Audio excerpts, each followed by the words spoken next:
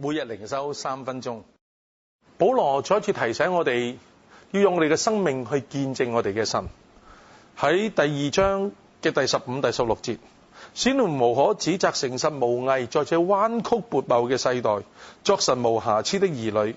你們顯在這世代中，好像明光照耀。第16節，將生命的道表明出來。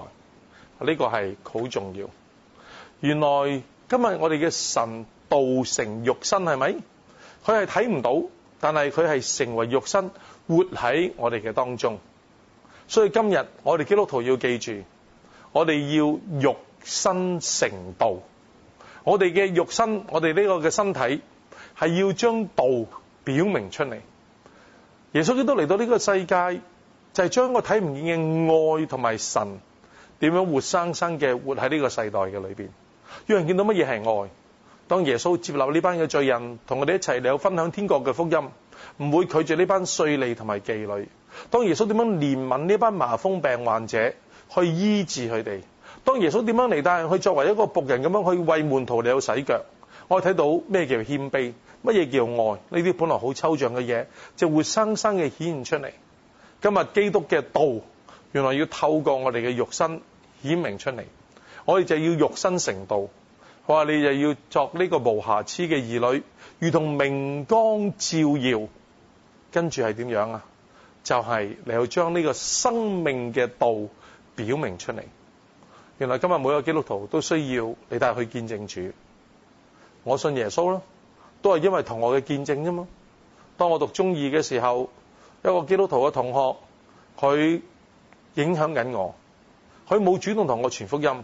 但我見到佢上堂，佢唔會好似我哋咁樣走去學老師啦，冇心機上堂啦，玩啦，甚至逃學啦。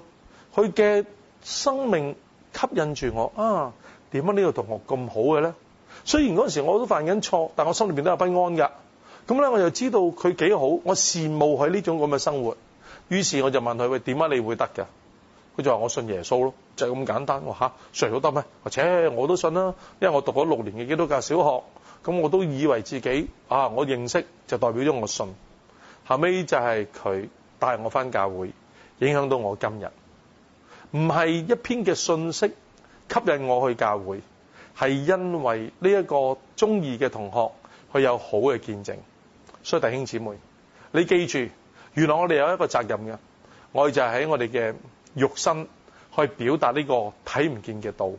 我哋喺呢個彎曲悖謬嘅世代裏邊，要作神無瑕疵嘅兒女，如同明光照耀，將生命嘅道表明出嚟。呢個係你同我都要承擔嘅責任。